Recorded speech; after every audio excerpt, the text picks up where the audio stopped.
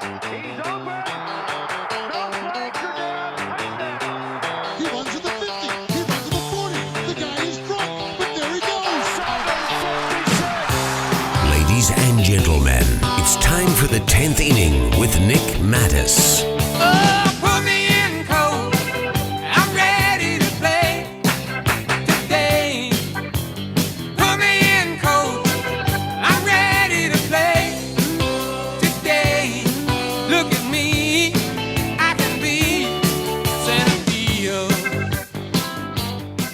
Welcome to the 10th inning. I'm Nick Mattis in the Lethal Weapon 2 studio with my producer, Dave Perkins. Today we're going to talk about the NBL and SCL basketball tournaments. I want to start out by congratulating the Annalee boys and the Sonoma Valley girls, who both went undefeated in the SCL league that just finished last week, and the Cardinal Newman boys and the Cardinal Newman girls, who both ended up 13-1 and 14-0 respectively to claim the championship for the league title in the North Bay League. Last night, the Shaughnessy tournament got underway, and in the first round, number 2 seeded Montgomery Vikings took on the number 3 seed Santa Rosa Vikings. And the Santa Rosa Vikings pulled off a stunning upset, led by sophomore Princess Tufeli, who scored a season-high 17 points. Santa Rosa defeated Montgomery 45-40. Montgomery was led by Mackenzie Wyman in that game, and Santa Rosa now moves on to the championship game on Friday night, where they will face Cardinal Newman, who defeated Ukiah 79-22. Cardinal Newman, 23 wins and 3 losses on the season, was led by Maya Flores, 13 points, Avery Cargill, 12, Tall Webb, 11, Lauren Walker, 10, Haley Weiss-Neat and Britta Irvine pitched in 9, and freshman Anya Choice had 8 points. Cardinal Newman is doing really well this year. They haven't lost a league game in over 4 years. Friday night's game at Santa Rosa JC is going to be a big task for Santa Rosa Panthers.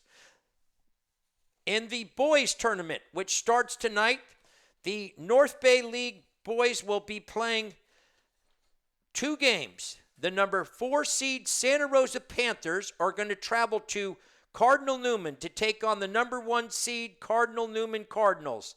On the season, the Panthers are 14 wins and 12 losses. Cardinal Newman is 23 wins and 3 losses. During the regular season, Santa Rosa was defeated twice by Cardinal Newman, 50-40 and 63-43. In the other semifinal matchup, number 3 Windsor Jaguars will travel to Montgomery to take on the Vikings. The Vikings are the number 2 seed, ended up 21 wins and 5 losses, and Windsor comes into the game 20 wins and 6 losses. These 2 teams split their earlier games in league, and Windsor won at Montgomery 56-51, and Montgomery won at Windsor 46-45. And joining me now here on the 10th inning is the varsity boys basketball coach for Montgomery, Zach Tiedeman. Hey, Zach, thanks for joining me. Yeah, thanks for having me on.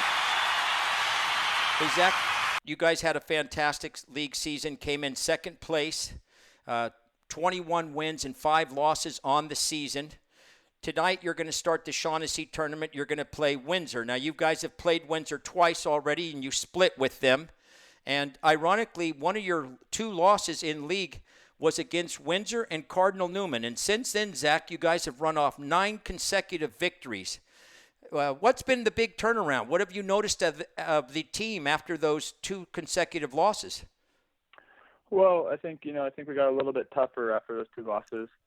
But when you look back at it, I think if you look at the games, they're really close games. There could have been coin flips the first 2 losses we had. We're in the game. I think both those games were tied within, 3 or 4 minutes left to go. And they ended up being close games. So I think, you look at that, we could have pulled them out if we played a little bit better down the stretch. And then vice versa, the last 2 games we beat, Newman and Windsor were 1-point wins each. So, we were just kind of on the right end. So sometimes you can look into things too much. I think we just kind of were on the right end of a few things the second time around. Both those teams, over 20 wins each, and well coached, and always are playing in close games and very good defensively. So when you play good teams like that, not like luck's on your side, but sometimes you just can't explain it. I think one thing we did get better at as the season went on, we became a little bit tougher when times became adverse. If we get down in a little stretch or things weren't going well, we matured a little bit in that aspect. So those things add up in close games when you can just kind of keep making the next play, keep grinding it out, and give yourself a chance at the end. So I think that might be just the overall difference in the second half of league play. Yeah, very good, Zach. As the season has developed, has there been some players that you have risen to become natural leaders on the team? I mean, we know Alex and Paulson are very good players.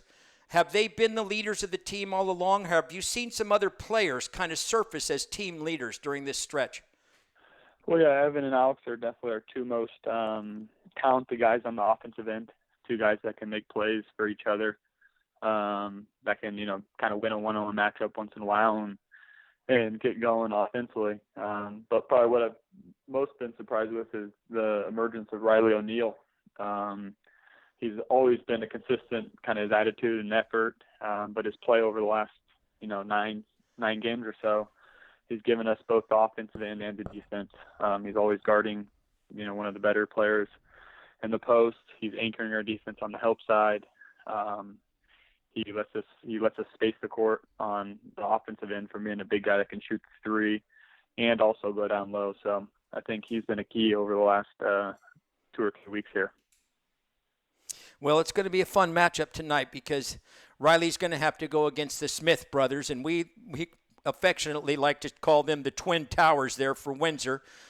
Justin is a fine player, and his brother also is a very good player. I think his brother's named Riley too, so that ought to be interesting. And what would be the keys for success tonight against Windsor?